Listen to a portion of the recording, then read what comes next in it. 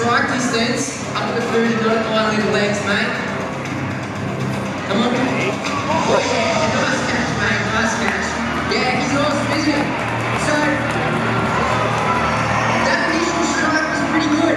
From the tip of his nose to the base of his tail is the initial strike range.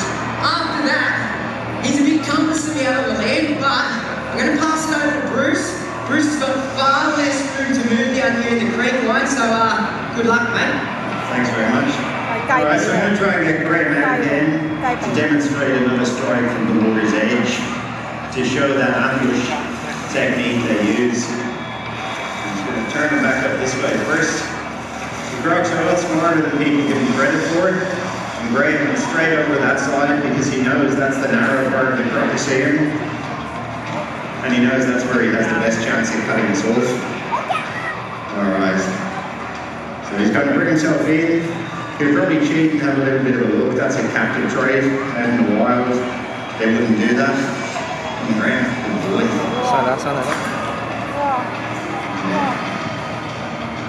Just going to wait and gets all his legs out. Hold on. Come on.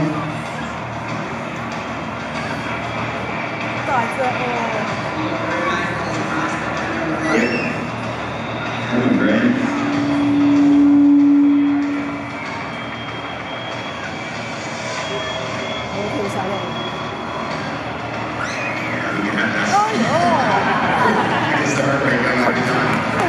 In this narrow section here, Graham, if he really meant it, when he strikes from the edge of the water, he's capable of hitting right out as far as this fence in literally the blink of an eye.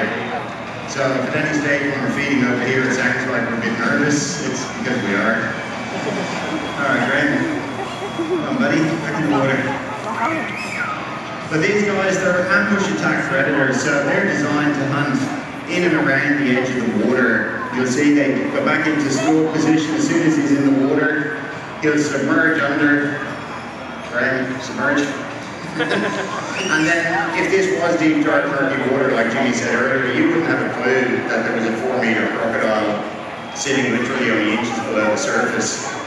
But that's another strike anyway from the water's edge. The main way that crocodiles catch themselves to feed.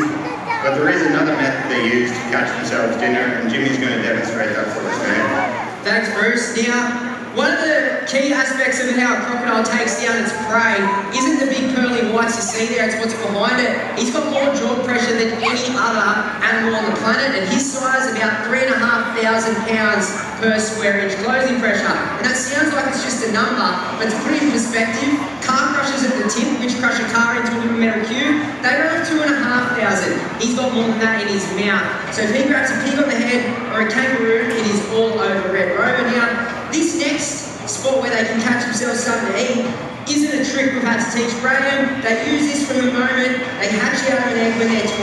But when they're babies, they are so vulnerable. 15 centimetres long, they weigh about 30 grams, and they hide in the reeds, perfecting this method, or what we call the tail walk, hunting insects, spiders, frogs, and they'll lock on to anything overhanging the water, and he, unfortunately, he's not looking at the food right now, he's looking straight up my shorts.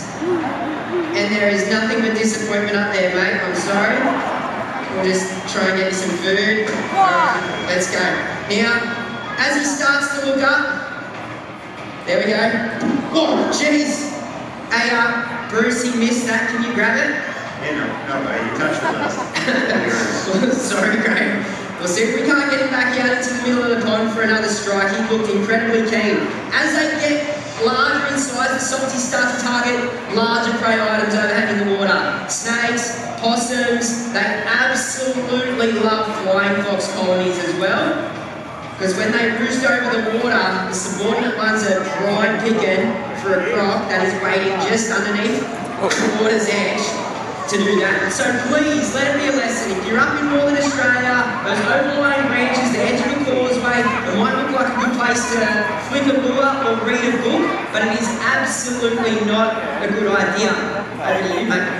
Alright, so we're going to get Graham out for one last hit, hopefully, and try to put to bed one of probably the biggest myths that people have heard about crocodiles. He still thinks you're up the devil, man.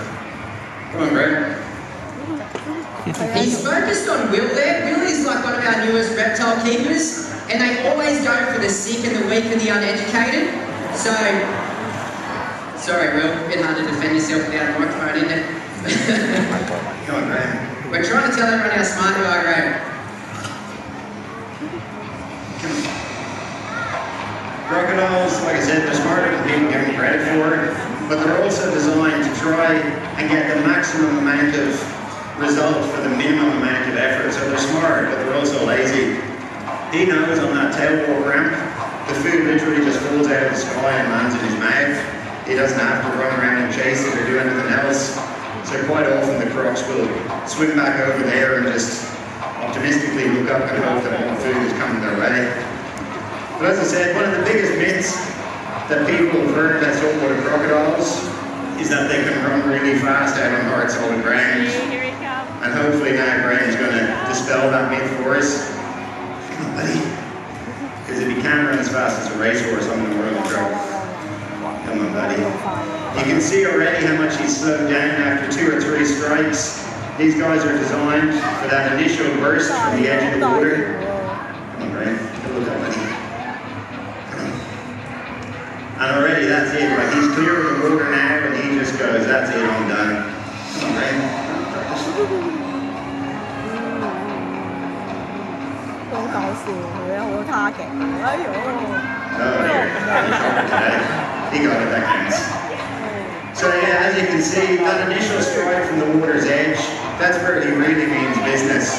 He's got that big round belly, short little stumpy legs, like Jimmy here. He's not designed for running out on the hard solid ground. Once he's out here, we're capable of walking backwards quicker than he can walk forwards. And I'm going to put my money where my mouth is. I reckon I can even get Jimmy to sit down in front of him, and he's not going to do anything. Oh yeah, alright, just to prove a point I guess, maybe. There you go. Sitting down literally only a couple of meters in front of him, and he couldn't care less. He could probably even lie down and Graham didn't care. Yeah. Well, what could possibly go wrong? Over here a bit, maybe. Yeah. And you can see Graham doesn't care.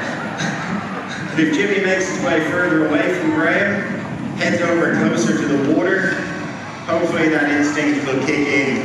Graham knows that his best chance of getting himself a feed is if he's in the water or hunting at the edge of the water. They're simply not designed to run around out on the hard solid ground. That big tail, that acts like a giant handbrake once he's clear of the water. That'd be like you or me going for a run with the car tire tied around your waist. He is not going anywhere quick. Look at him now as he makes his way back to the water. He can hardly even lift his belly off the ground. He just wants to get back to his comfort zone, and then he's in the right place to be hunting. Now, crocodiles in the media are always portrayed as these big, evil, ugly killing machines and monsters, and it's simply not true. These guys have been on the planet for over 200 million years in one shape, form, or another, doing exactly what they're designed to do, and they've been in this form for about 60 million years. They're designed to take out the sick, the weak, the unwise, to keep all our rivers really fit, healthy, and resilient. If we can get you guys up to Northern Australia to check them out, if we can keep you safe while you're up there, that allows us to keep the crocodile safe. And staying safe in crocodile territory is really easy. If you basically follow 3 rules, which is the opposite of